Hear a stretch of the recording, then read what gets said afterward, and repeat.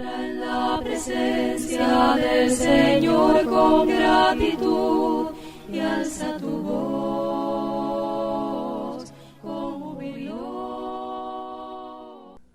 El principio de la autoridad del liderazgo que presenta la Biblia no es así. Y si usted tiene este mal concepto, le sugiero que vuelva a leer lo que Cristo dice acerca del liderazgo en la iglesia, acerca del que aquel que es mayor es el siervo de todos.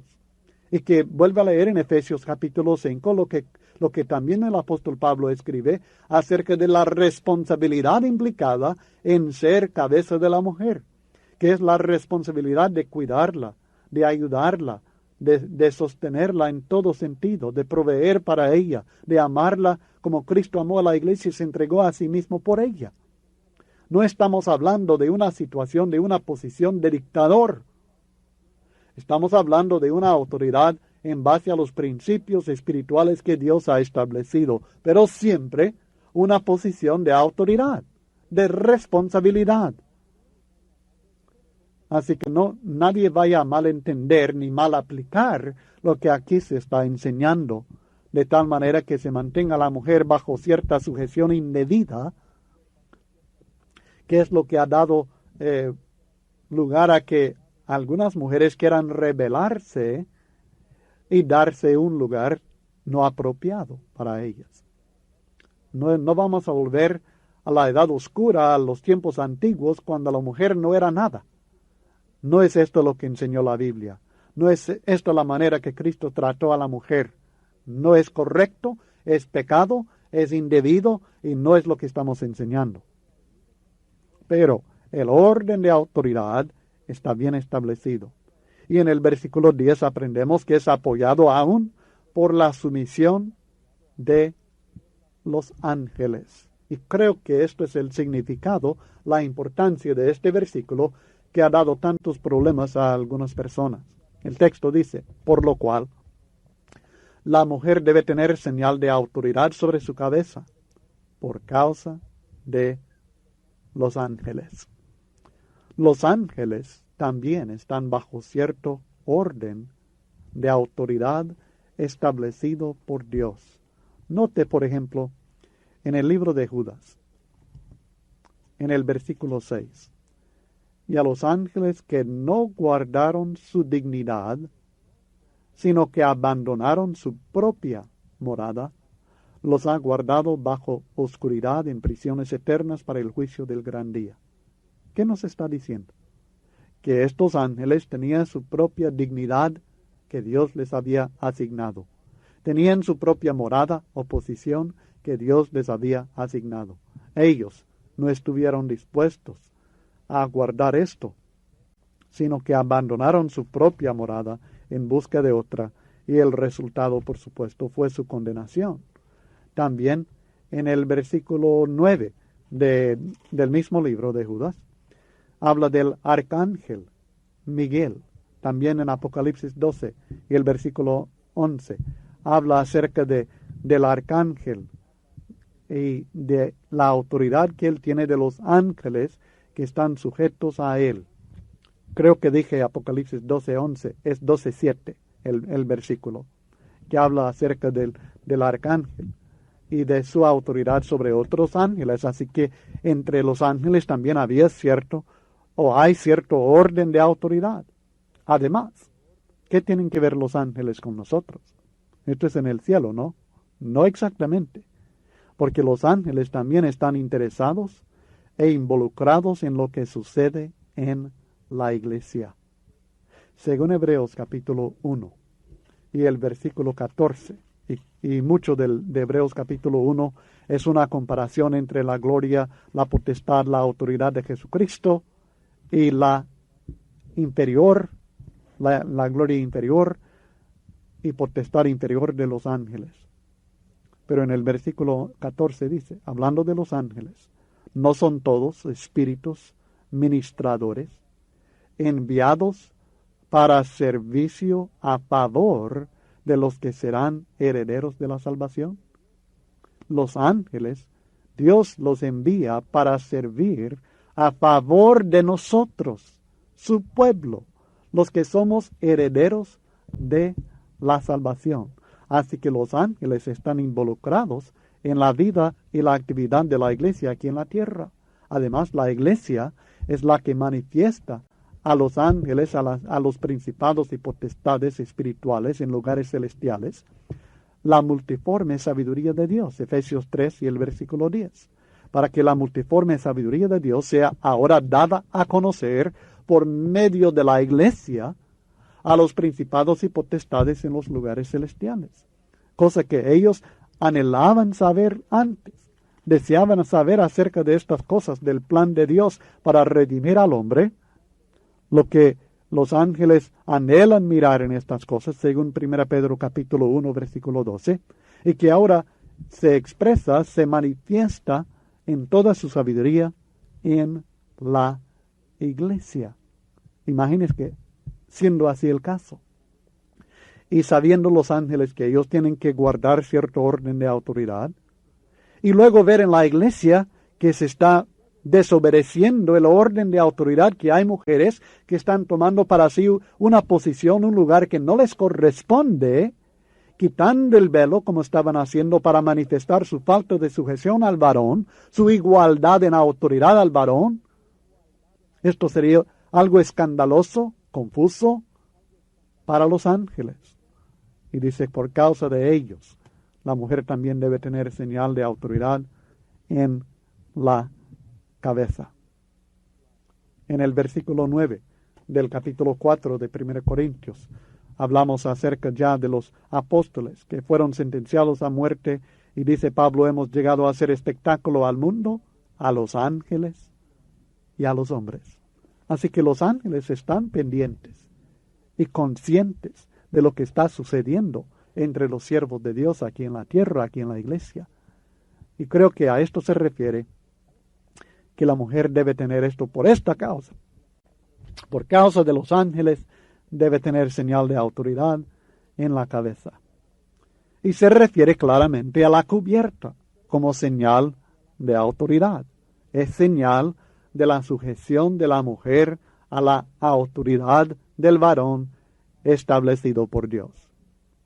Parece que el concepto es que de esta manera los ángeles se dan cuenta que la cristiana reconoce el orden de autoridad establecido por Dios. De la misma manera que ellos, los ángeles, también tienen que reconocer este orden de autoridad. Los versículos 11 y 12 luego presentan el otro lado de la moneda. Nos presentan otro concepto. Y es que Dios tiene este orden de autoridad del varón siendo cabeza de la mujer a pesar de nuestra igualdad en Cristo. No en contradicción con nuestra igualdad en Cristo, sino a pesar de esta igualdad, como complemento a la enseñanza acerca de la igualdad en Cristo, tenemos también esta enseñanza acerca del orden de autoridad establecido por Dios. Y por esto dice en el capítulo 11, versículos 11 y 12. Pero en el Señor, ni el varón es sin la mujer, ni la mujer sin el varón. Porque así como la mujer procede del varón, también el varón nace de la mujer. Pero todo procede de Dios. Para que asegure que nosotros no empecemos a pensar de la cristiana como ciudadana inferior, con menos derechos, con menos acceso al Padre Celestial o a Cristo Jesús o a la salvación o a la gloria y la honra que pertenece al reino y todos los que están en el reino, que sea menor su heredad en Cristo Jesús, para que nunca pensemos así. Nos aclara que en Cristo no hay esta diferencia, que en Cristo ni el varón es sin la mujer, ni la mujer sin el varón. ¿Por qué? Porque así como la mujer procede del varón, como ya estudiamos en el versículo 8, en cuanto a creación se refiere, en cuanto a nacimiento natural se refiere, el varón nace de la mujer. Pero lo importante es que todo procede de Dios. Tanto la creación como la procreación. Tanto la creación, el milagro de dar vida en el principio del mundo cuando Dios creó a Adán y luego de Adán tomó y creó a Eva. De la misma manera es obra de Dios el hecho de que el varón ahora que nace de la mujer. Todo es obra de Dios. Reconozcamos y demos la gloria a Dios. Pero hay otro apoyo para esta enseñanza acerca del orden de autoridad. Y se trata en los versículos 13 al 15 de este apoyo adicional. Y se trata de las costumbres de los corintios. Y además de esto, su propio sentido común. Su propio razonamiento en base al sentido común les debe enseñar esta misma característica del orden de autoridad. Es algo que ellos mismos deben ser capaces de comprender. Juzgad vosotros, versículo 13. ¿Es propio que la mujer ore a Dios sin cubrirse la cabeza? Ustedes lo saben muchas cosas. Ustedes tienen entendimiento. Ustedes deben poder juzgar esto. ¿Es correcto, es propio o impropio que la mujer ore a Dios sin cubrirse la cabeza? Claro que no es propio, dice. Ustedes deben reconocerlo. Es algo que ustedes deben saber por la naturaleza misma. Versículo 14. La naturaleza misma nos enseña que al varón le es deshonroso dejarse crecer el cabello. Por el contrario, a la mujer dejarse crecer el cabello le es honroso, porque en lugar de velo le es dado el cabello. Esto de la naturaleza misma es algo muy interesante y que necesita de que razonemos y estudiemos un poco. Porque la naturaleza, cuando hablamos de la naturaleza, inmediatamente pensamos de la creación, del mundo natural. Pero parece que no es la creación o el mundo natural. Porque de la creación no podemos aprender nada acerca del cabello. Aunque sí aprendemos que hay una distinción marcada entre varón y hembra. Esto sí lo aprendemos.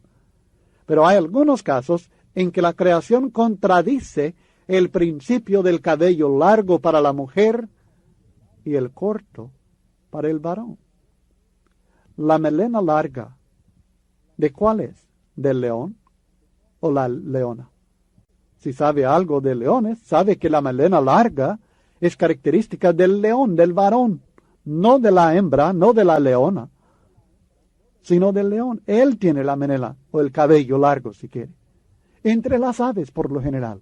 Es el varón el que tiene el plumaje más bonito, más atractivo, más abundante. Por ejemplo, el pavo real es el varón. Y si lo dejamos crecer, también sabemos que el cabello del varón puede ser tan largo como el de la mujer. ¿Sí? Y lo hemos comprobado, a lo menos en los Estados Unidos y algunos otros lugares, se ha comprobado porque hay muchachos que se dejan crecer el cabello hasta mucho más largo que la mayoría de las mujeres. Así que no estoy aprobando esto, pero les estoy diciendo que es posible hacerlo. No es por naturaleza, la naturaleza del varón que él no puede dejarse crecer el cabello, o la naturaleza de la mujer que la suya por naturaleza es más larga que la del varón. No es por la naturaleza de nuestra creación que sabemos esto en cuanto a lo largo del cabello. ¿Cómo lo sabemos? Por la naturaleza misma. Nuevamente fui a buscar en el léxico griego, en el diccionario de las palabras usadas que escribió Pablo. Y la palabra naturaleza es physis en el griego. Y significa, según el diccionario, una condición heredada de los ascendientes de uno. O sea, algo aprendido o heredado de los padres, de los abuelos, de los bisabuelos. Lo que nosotros llamamos costumbre. A pesar de los muchos cuadros que presentan a Jesucristo con cabello largo, como el de una mujer, y hay muchos cuadros así, toda la evidencia histórica y arqueológica señala que judíos, griegos y romanos, todos acostumbraban el pelo corto. La única excepción entre los judíos parece ser los que tomaron algún voto, como el de los nazareos. Números capítulo 6, versículos 1 al 21, que no debe confundirse el nazareo con el nazareno. Nazareno Cristo por haberse criado en Nazaret. Nazareo es un voto especial. Lo puede leer en Números capítulo 6. Así que la mayoría de todos los judíos, griegos y romanos, con la excepción de estos que tomaron algún voto, tenían pelo corto. Vale la pena notar que las representaciones que tenemos de Jesucristo no son de los primeros siglos. No hay cuadros del primero, segundo, tercer siglo de Cristo Jesús. La mayoría de los que tenemos son de la Edad Media, cientos de años después de Jesucristo y los apóstoles, y de la imaginación del artista sencillamente, sin ninguna base en las costumbres sociales del tiempo de Cristo Jesús. En cuanto al griego, de nuevo, phusis, según un erudito en el griego, Robertson, dice que esta palabra quiere decir aquí el sentido natural de lo correcto, como tenemos en Romanos 2:14, aquella conciencia, aquella ley en el corazón.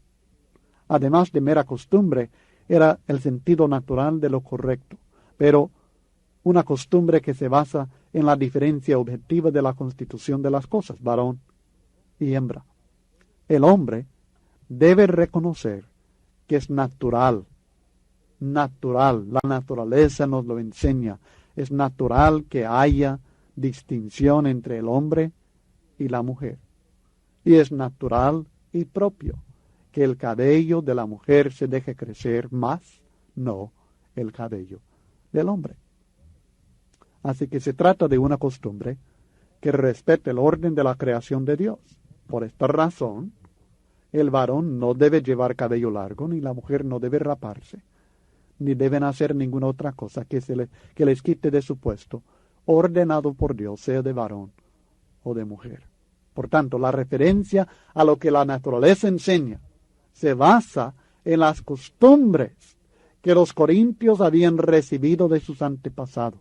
Por tanto, los mismos corintios debieran haber decidido el caso del velo basado en su conocimiento de sus propias costumbres, porque son costumbres que reconocen una diferencia básica entre el varón y la mujer. Ahora, alguien sin duda me va a escribir y preguntar, entonces, hermano, estas mujeres que tienen el cabello un poco más corto que las otras, están pecando, están violando este principio. No me escriben con esta pregunta, por favor, porque no la podré contestar en realidad. Porque yo pregunto, ¿qué es largo? ¿Qué es corto? ¿Qué es cabello largo?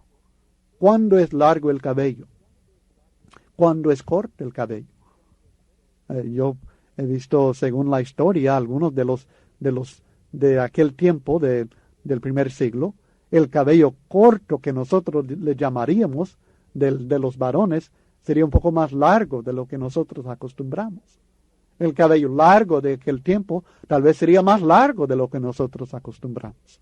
Pero recuerde que estamos hablando de costumbres de naturaleza que apoyan o no el concepto bíblico de la distinción entre hombre y mujer y la sujeción de la mujer al varón.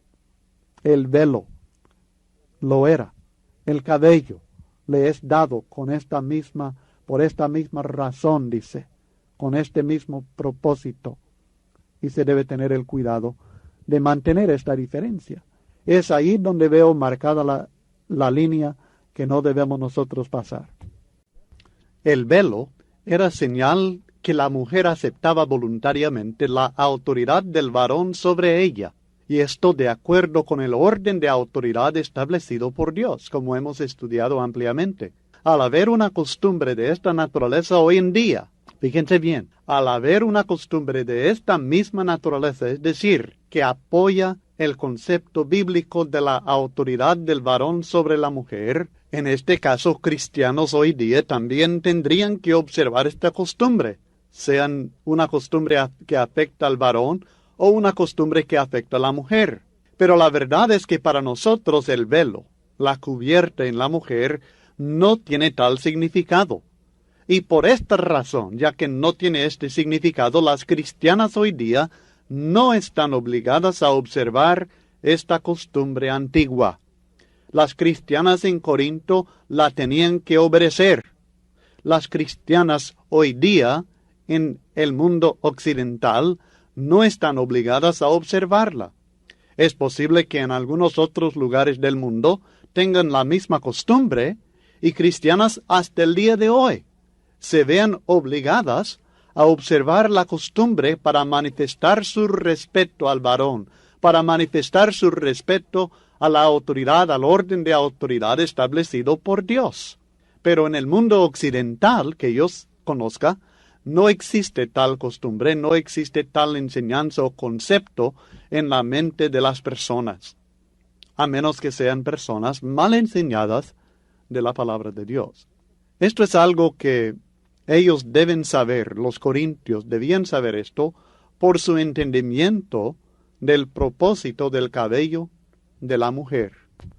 Por el contrario, dice la Biblia en el versículo 15, por el contrario, a la mujer dejarse crecer el cabello le es honroso, porque en lugar de velo le es dado el cabello.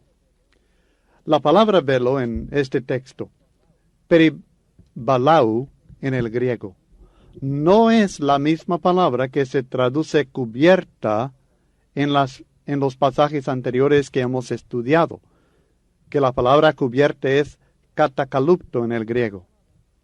Pero esta palabra, aquí en el versículo 15, la palabra traducida velo, literalmente quiere decir echado alrededor, y es traducida abrigo, capa, cubierta, o en este caso, velo. La frase le es dado, en este texto 15 del capítulo 11, tal vez indica algo dado por Dios, no solamente algo adquirido por costumbre. Dios mismo ha establecido una cubierta honrosa para la mujer, el cabello. De modo que la costumbre del velo estaba de acuerdo con la provisión natural de Dios para la mujer. ¿Por qué a la mujer le es honroso dejarse crecer el cabello? Es muy sencillo. Esto manifiesta la distinción natural entre el varón y la mujer en el orden de la creación. Los corintios entendían esto por la naturaleza, o sea, en base a las costumbres que ellos tenían como parte de su propia cultura. Ellos tenían que juzgar si era propio que la mujer orara a Dios sin cubrirse la cabeza. Aceptando el caso del cabello, era necesario también aceptar la necesidad del velo según las costumbres sociales del tiempo. Por la misma razón, el varón tiene autoridad sobre la mujer. Esto es enseñanza de Dios.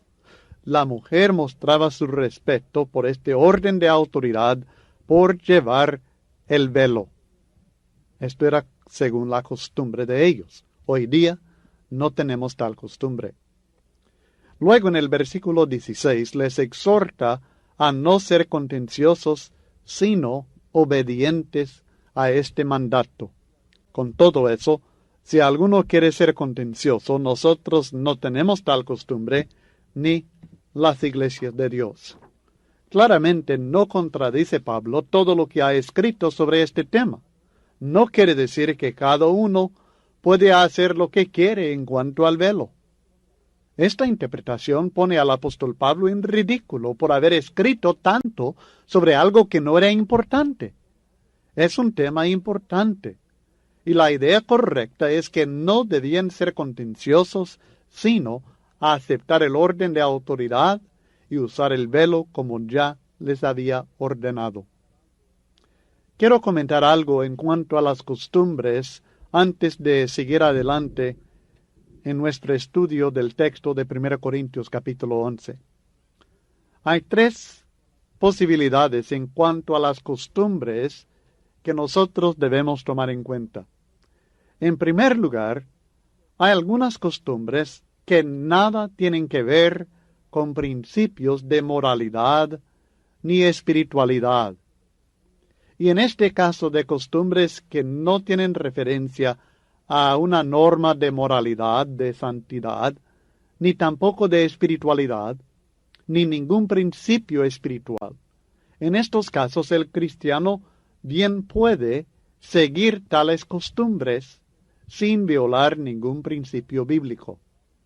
Son costumbres del mundo, pero no afectan nuestra relación con Dios. No todo lo que sea costumbre del mundo es malo. Tenemos en 1 Corintios 11 el caso de una costumbre del mundo que era efectivamente muy buena y que tenían que observar. Pero hay otras costumbres que en realidad no son tan malas. Uno puede participar en estas costumbres. Por ejemplo, en Hechos capítulo 21, en los versículos 23 al 26, en cuanto a las costumbres de los judíos, el apóstol Pablo manifiesta que él mismo las seguía practicando. Hechos capítulo 21, versículos 23 al 26. Haz pues esto que te decimos, hablando algunos hermanos cristianos judíos al apóstol Pablo. Haz pues esto que te decimos. Hay entre nosotros 4 hombres que tienen obligación de cumplir voto. El voto era costumbre de ellos. Tómalos contigo, purifícate con ellos y paga sus gastos para que se rasuren la cabeza, o sea, completando el voto que tenían. Y todos comprenderán que no hay nada de lo que se les informó acerca de ti, sino que tú también andas ordenadamente guardando la ley, es decir, en sus aspectos culturales, sociales. Pero en cuanto a los gentiles que han creído, nosotros les hemos escrito determinando que no guarden nada de esto, porque no era costumbre de los judíos esto, sino de los judíos. Solamente que se abstengan de lo sacrificado a los ídolos, de sangre, de ahogado y de fornicación, que eran prácticas muy comunes entre los gentiles, pero que violan principios bíblicos. Entonces Pablo tomó consigo a aquellos hombres al día siguiente. Habiéndose purificado con ellos, entró en el templo para anunciar el cumplimiento de los días de la purificación, cuando había de presentarse la ofrenda por cada uno de ellos. Este es el caso. Pablo siguió esta costumbre de los judíos. Nada tenía en contradecir ningún principio bíblico el que lo hiciera. Es un poco complicado tal vez para nosotros entender esto, pero si esto era así, aun en costumbres que en cierto sentido se relacionaban con la religión judía, debemos entender que así es también en cuanto a las costumbres sociales del país o del área del mundo en el cual nosotros vivimos. Hermanos, no toda costumbre del mundo es de rechazarse. Si nada tiene que ver con principios de moralidad ni espiritualidad, el cristiano bien puede seguir estas costumbres y no está violando ningún principio bíblico. Gloria